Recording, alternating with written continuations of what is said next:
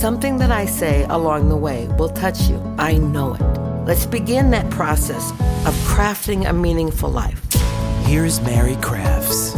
I have a super guest for you today, and her name is Roberta Hughes. Welcome, Roberta. Thank you, Mary. Thank you so much for having me here. So it's been kind of crazy, Roberta, because we've been communicating now for, well over a month. And I believe it was your communications person that connected with me and said, do you think you would like to have Roberta on your podcast? I read through your stuff, and of course, immediately I said, yeah, she's speaking my language. So what kind of drew you to wanting to be on this particular podcast? You know, I listen to your podcast and I'm always so inspired by the way that you storytell, by the way that you ask people to look for the meaning in their life, to dig deeper, to be present. And most recently, you shared your story about going to the Ukraine and this experience of oneness.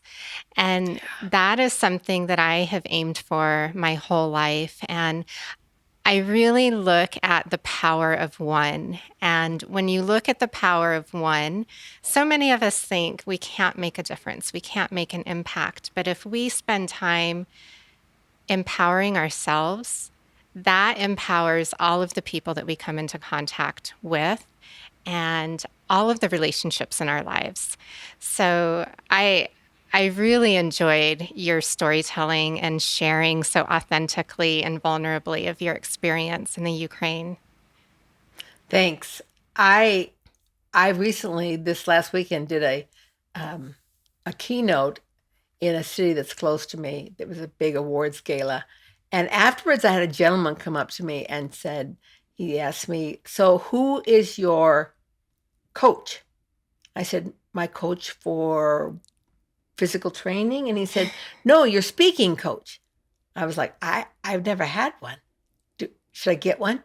And he said, well, somebody had to teach you about how to have inflection and how to do this and how to do that. I said, if I thought about that I needed inflection, I probably wouldn't do it.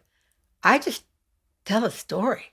Yeah. And my stories, I've probably been a storyteller since I was little. People always said, oh, wait, listen, Mary's got a great story for you. So one of the things that really drew me to you, Roberta, was as I read about what you're doing and who you are, and something that you just said, that if we don't take care of ourselves, we don't have the ability to take care of others. And I don't know if you've had this, but I've run up against people who see that, my view of things, and I think your view of things, as super narcissistic. What do you mean you think of yourself first? That's crazy, Mary. I've always thought of you as a very service-oriented person. Well, you have to think of others first. And I feel like real differently about that. So why don't we start there? Why don't you start with that and share with me your thoughts and feelings about self-care and how it's the opposite of being a narcissist? Sure. So I think self-care comes more from the desire to nurture and to love ourselves. And that is not a narcissistic or selfish place. When we think of being self-indulgence is not self-care. It's more narcissistic, as you said. So mindset is a really important piece to consider, and figuring out where your heart is in the process. If you have a true desire to nourish and nurture yourself the same way a friend would nourish and nurture you, or if you have parents that were very loving and nurturing as you were being raised, your parents are doing that out of pure love and pure desire for you to be your best. If you can take that same mindset as an adult and offer it to yourself, it continues to feed your ability to be of service to others in a heartfelt way. Because we have this reservoir, this energy that we pull from to be in service and of service to others. If we use it all up, then we're running on empty. Our stress level is high. Our bodies are ailing. Our minds are ailing. Our mental health starts to suffer. And our physical health starts to suffer. So, as we deteriorate, there's really no way that we can be of service to others until we can be of service to ourselves. I think I was 50 before I began to really get an idea of that. And that it wasn't selfish for me to take time to go to the gym for myself. And that it wasn't selfish for me to eat differently than my family was eating. And that it wasn't selfish for me to take time in the morning to meditate and decide who I was going to be all day. My prayer is that people find this out way before I did, and that they have a chance to live more of their life in that really rich, loving you place. You know, after all is said and done, all the likes on Facebook and all the likes on Instagram aren't going to give you self-love. Not one No, of them. no. But truly loving yourself, it doesn't matter. If I have something to share, I want to share it because I think it benefits them. Whether I get one like or whether I get 500 likes, it doesn't matter. I'm sharing it for a reason because it's a learning piece that I took. So people who are just learning through this idea of self-care, how do you see the connection? Because I think there's a huge connection between mind and body. Yes. And as I look through your website and as I've seen things that you've written and said, I think you're kind of on that same page, that you don't just focus on one area of your life, but when you do focus on the physical, it can awaken the mind and vice versa. Sometimes when we focus on our mind and healing, it awakens our physical body.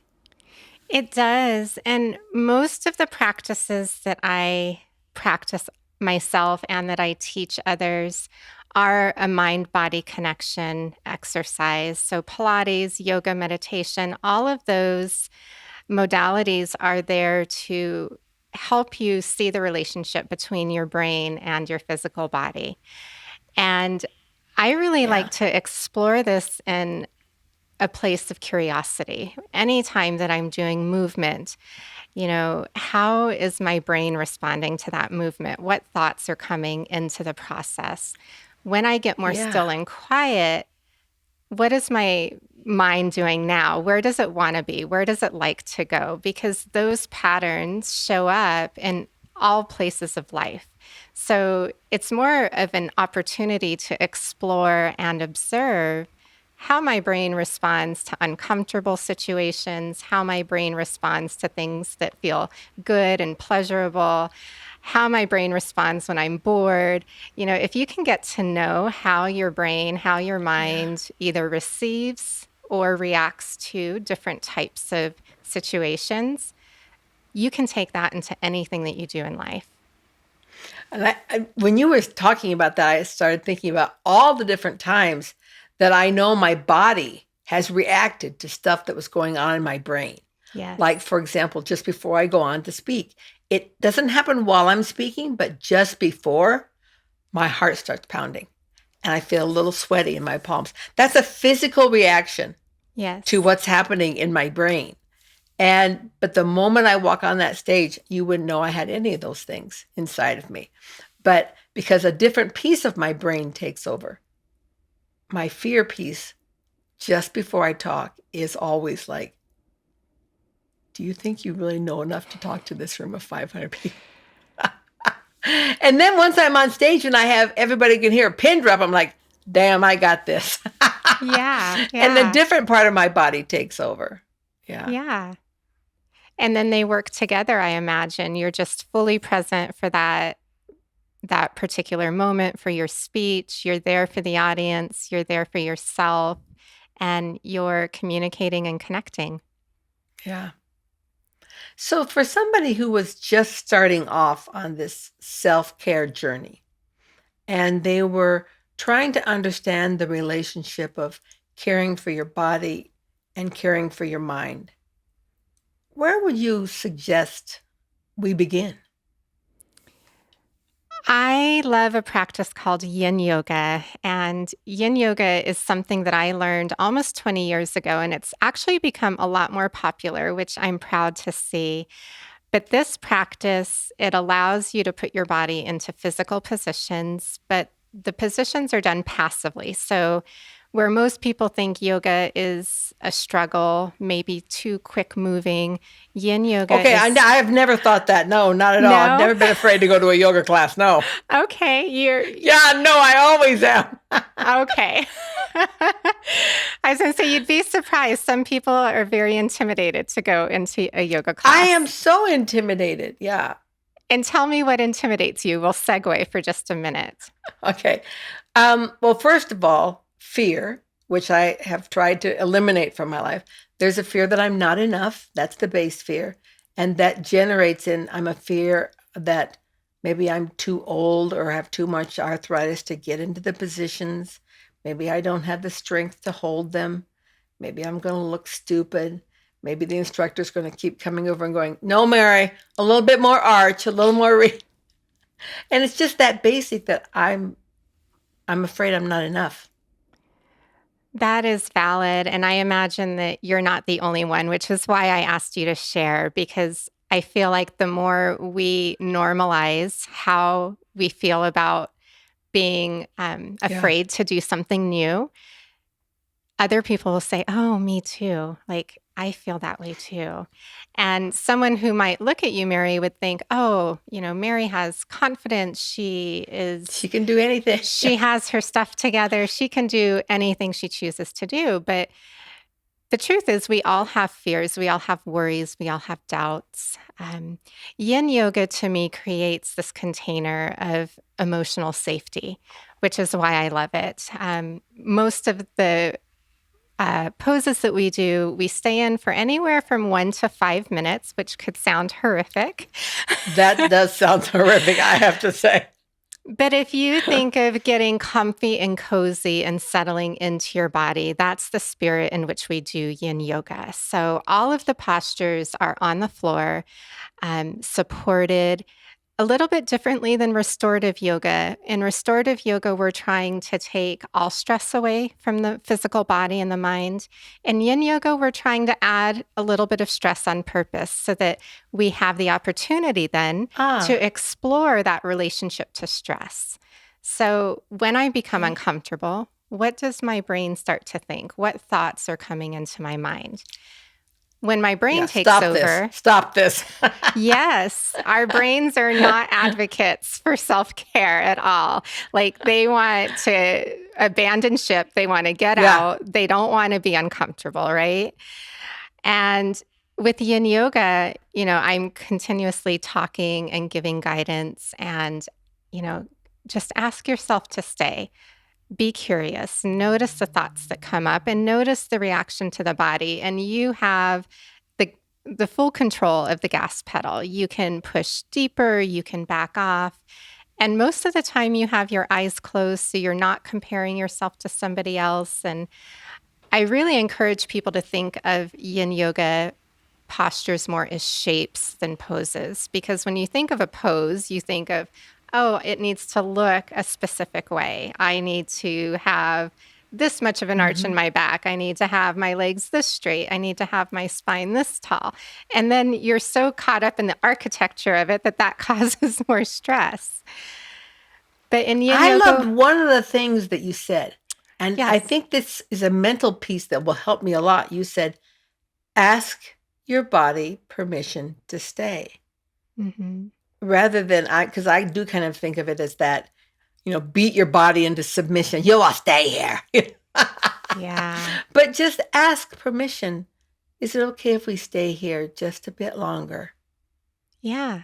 Because I tell people, the good things in life are found on the other side of fear. Yes. and Yeah. walking through the mud of that discomfort, right? You can't skip over it. You usually can't go around it. If you walk through it, that's the quickest way to the other side. And learning how to have control of that barometer, because you can do that in all situations in life. When you feel that stress level rising, what tools do you Mm. have to feel like you have control of the barometer?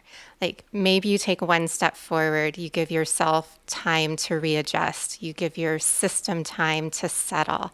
Kind of like you going out onto stage, you have that huge moment where everything's stirred up, but then I don't know how you transition from that place to the next, but you had to have walked through that Yeah. uncomfortable feeling enough Many to times. know Yeah. that this is going to be okay. I'm going to step into my um, full self and I am going to show up for me and for the audience. And you've experienced that enough to know it and to trust it. I think when I think about that, and I've never really pondered on that moment before, I'm pretty comfortable with it now because I know instantly the moment I open my mouth, it goes away. Yeah. But many people stop on this side of that fear process. Used to, I think of all the people, I think it's the number one fear is public speaking. And so they never push past that to see that, hey, I can do this. But I've learned that I can. And even in things you don't know yet, it's more about trust, to really trust yourself, Mm-hmm. and that you're not asked to be perfect. You're just asked to do your very best, and that's all. I love Yes. that. So I can really think about when I go on stage that, I'm not going to be perfect, but I'm going to bring my very best, and it's enough. Yeah. Yeah. And I imagine, Mary, if you were to overthink, like, what words am I going to use? What am I going to say? You wouldn't step out in that same place of authenticity and assurance. You would be flustered. All of those thoughts in your brain would start to get the best of you, and you probably wouldn't do as great of a job as you do. But having that Right. trust in yourself that I know what to say, I have something to share, and I'm going to show up and just say what's in my heart. John asked me after, John's my significant other, asked me after the talk, he said, how much that, well, I asked him, were there any things that you thought were like a highlight that I should include again? Or was there anything that kind of hit as a dud that maybe I shouldn't use again? And he looked at me and he said, you mean that wasn't stuff you'd done before? I go, no, not all of it. It was just whatever came to me while I was talking. And he was like, you don't have it all written down? No, no. Because I trust myself. Yeah. Yeah. So, for a profession, you actually do this as a profession. I've been on your website, peaceful living.com. I Yes. mean, who gets that website? That's like everyone in the world must have wanted that website. It is a true blessing and a true gift, really. It has grown out of just a desire to inspire people to drop into the softer moments of life, to feel nurtured, to feel loved, and not just by someone else, but by themselves as well. And to believe that it's possible to have these moments of peace sprinkled throughout your life, even when things are chaotic, even when life is busy, even when tragedy strikes, because as you know, terrible things can happen in this world of ours, and Yeah. we have no control, but we do have control over how we train up our own skill sets to cope, to manage, to stay connected, to stay whole, regardless of conditions. That's an incredible gift to be able to give yourself, to Yeah. come to that realization that even in the middle of all this craziness, and you and I both know the kind of craziness that we're experiencing now, we can still find this place of peace, this place that doesn't knock us off our balance with stress every single day. Hmm. And to be able to teach that to people, is a true gift that you have for people. Yeah, I sometimes say try not to ride the waves, be the waves, because then you're Ah, moving with it, right? You're moving with the storms of life. You're not on top struggling and fighting and thrashing around. You are the waves. ah, I love that. Yeah. And the wave is so powerful and has so much strength behind it that you kind of just can move. When we think about waves in the ocean and how much they can move and the power that they have, I love that rather than just like bouncing along on the top of the wave. Yeah. That would not be my thing. And as powerful as a wave can be, it can also come to this place of complete stillness, right? Like it has Yes. all of that capability to be completely still and at ease and to be powerful and in motion when needed. So when you talk about this self care, are there different areas that you recommend people focus on or think about in self care? I feel like self care is not a one size fits all. So, the three practices that I teach and that I have found to be successful for me are yoga, meditation, and Pilates because it does Mm. integrate the mind and the body in all three of those practices in some way. Meditation is probably the easiest way to begin, but the scariest way to begin because so many people have a difficult time with stillness and with quiet. And altering your idea of meditation could be helpful in starting a meditation practice. And I say this because, again, we sometimes see this image of someone sitting perfectly still, perfectly serene. It With appears their that they're perfect, vertical spine. exactly. It appears that they have mastered this ability. And if you speak to someone who meditates, they'll tell you, you never master it. You really just show up and who knows what's going to happen on that day Right. in your meditation. Your brain could be stubborn, your brain could be busy, your brain could be entertained by something else. Your brain could be focused and calm. Meditation is like training a muscle or teaching yourself how to run a race. You do it in small bits and steps and pieces, a little bit at a time, and you train up the skill to have endurance, to have stamina. And the more you can dip into these smaller moments of practice, the more power you will gain over time. I love that concept. So many people that think that they weren't very good at it or they couldn't get their mind to shut up, so they're done. Yeah, and that's But kind of it the is point. practice. Yeah. Yeah. Yeah. None of us can get our minds to shut up, but we can change our relationship to our thoughts. And we can say, oh, not there, here. I often think of meditation the same way that I approached parenting my toddlers. They're now grown. But, if you let a toddler run the show, I know you have grandchildren, so Yeah. you might really relate to this. If you let them be in charge, you're going to be exhausted and worn out and things are probably not going to go well. But if you learn to redirect Yes. that toddler, like, okay, let's go do this instead, or would you like A or B? You give choices. You can do the same with your mind. It's like parenting your brain.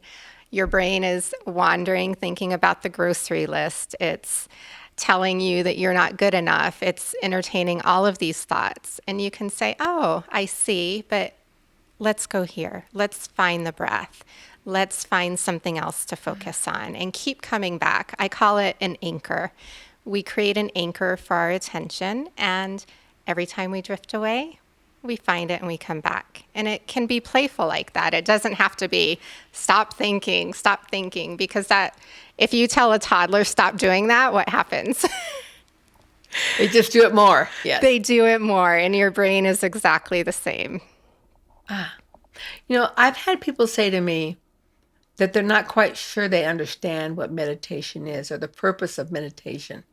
And they'll say things like, Well, I pray that's the same thing, right? And my response usually is not exactly, because prayer, as I kind of used to use prayer, was all about asking. This is what I need. This is, and take care of this person and that person, and help me do this, and blah blah blah. It was all about asking. Yes. And meditation, for me, there's such the great value in it is it's when you stop to open your arms and your hands to the universe and receive all the things you've been asking for. If you don't take time to receive, sometimes we think that we're going to receive things just out in the world and in our daily lives, and we'll just see this great pile of money come to us or whatever it is. But it's in those quiet recesses that we truly receive what is meant to be. It's also an opportunity to check in with how you feel. So oftentimes our brain tells us what we're thinking, and even in prayer, that's coming from what is it that we're asking for? What is it that we're needing? And those words are created more in the mind. So oftentimes to say your prayer, then become quiet and still. Bring your attention to your heart. How do I feel about what I've just asked for?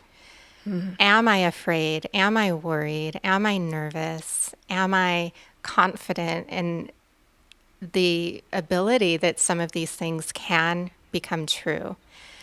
And what would it feel like if they were to become true? And then sitting in that stillness and allowing yourself to receive the energy of it, the feeling of it, the experience of it. And again, that sounds very calm and peaceful and wonderful, right? But the brain is stubborn, and it'll be like a ping pong match sometimes. You'll kind of bounce back and forth between the brain having thoughts and opinions and ideas, and then, oh, there's my breath. I felt a sensation. I noticed something in my body. And the more you can drop into those spaces, the more often you'll be able to revisit them. The more often you drop in, the more often you'll be able to go back. I like that. Very Yeah. encouraging. Probably that's one of, for me, the biggest areas of self-care that I use is meditation. I do simple things like, self-massage. I dry brush my skin, but don't just like, dry brush to exfoliate. I don't just like, blah, blah, blah, blah, blah, blah, I just kind of like, just really focusing in on caring. And even when I come out of the shower, just to take an extra minute, it's 1 minute to put my lotion on instead of just like, blah, blah, blah, blah, blah, just to really care for my skin and my body, put it on my legs and on my heels, and just allow myself to care for myself Yes. and what that feels like to care for me. It's one thing to go for a massage where someone cares for you, but it's another thing to experience where you actually are caring for you. Yeah, and what you're describing are rituals, and these rituals, you can even see on your face how calming they are for you, how Yeah. nourishing they are for you. And when you take the time to sink in and be present and not put a timestamp on it, you do fulfill some need within yourself to be nourished and nurtured and loved By me. by you. Yes. Yeah. I think that's one of the key pieces is that we're not thinking about self-care happening to us from another, but can we really drop in and allow ourselves to love us? And at 68, and also having, you know, I weighed 284 pounds at age 50. So now when I do that, It's not quite the same. I got a little extra skin over here and some flops over here, but when I caress those and hold those, it is almost like giving honor to my journey and that I my love that. body is not perfect, but to honor the journey and the beautiful place that it's brought me to. And all of the wonderful things it's still capable of. Yeah, Every season of life, I think people tend to look at what is no longer available rather than what still is available and how much of a blessing it is to have those things available in this moment. Yeah, aging can be a challenge for many people. And I wanted to go back to the rituals because this is a big place of mindset. There's an opportunity to look at, something like what you just described as, oh, now I have to put on my lotion. Now I have to do this. Now, like all of these steps, right? right. Or it's like, I'm taking this time, I'm taking my shower, I'm putting on my lotion. Having that mindset of it's not just another box to check, it's not just another thing to do. It's that Right. purpose behind nourishing and nurturing and caring for yourself. When you're right. I think my face, my countenance even changes. And I don't do it every day. There are those days that I'm just like everybody else. Dang, I gotta be to that appointment at 10. I have to drive there yet. I have to do this and that. So you just move through your regular routine. Yes. But when you have time to take it a ritual, and when I become aware that if I don't take time for me, how can I possibly have anything to give to someone else? Yeah. And I think it's important what you just brought up because rituals and self love and self care are not rigid practices. So we see so much in the media and on social media right now about loving yourself, self care, which can almost stress people out. Like, oh, now I have to do all of these things to care for myself. Just So one more thing to check off on my list of things that are beating me yeah, up every I'm day. busy enough. I can barely get this stuff done. How am I supposed to add all of this stuff in too? So, Right. being more in the spirit of picking one thing that does fit in to your life. For you, it's lingering, in that shower and lingering on those moments after when you don't have a busy day. But if you were to try to hold yourself to account, like I have to do this whole ritual every single Yeah. day and spend this much time, it wouldn't feel the way you looked when you described it, which was calm and peaceful and nourished. Like I could be, in that feeling with you, like, oh, that's just Yeah. sweet and calming and relaxing. And you look forward to it and probably celebrate the moments that you get to enjoy that time now. And there was a time, and I think this is probably true for a lot of women, that I didn't want to take time Mm. to put the lotion on like I was loving my body because I wasn't. And so the faster you could get through that part, the better. Because then you didn't have to focus on you or like how it looked or, this or that or look at those varicose veins or whatever it was. But it's being able to move past that. I don't know how to describe it to people. To discover that no matter what stage of the journey you're in, you are enough and you are beautiful. So, what if your legs were covered in varicose veins? Don't you think they would love to be caressed and held and massaged by you to say it's okay that you're there? Mm. I wish, probably, if I were to narrow it down, Rebecca or Roberta, what would happen to our world if everyone in our world took time to love themselves? Yeah. If everyone took time for self-care.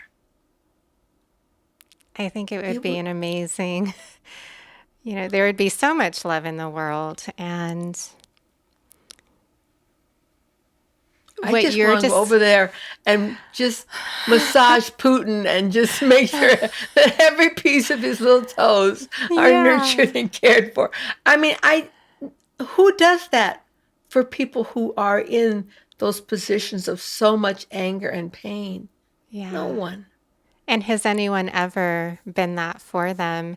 As I listened to you talking about the concept of not wanting to be with your body, I was really taken by your willingness to share that. That's something that I haven't experienced.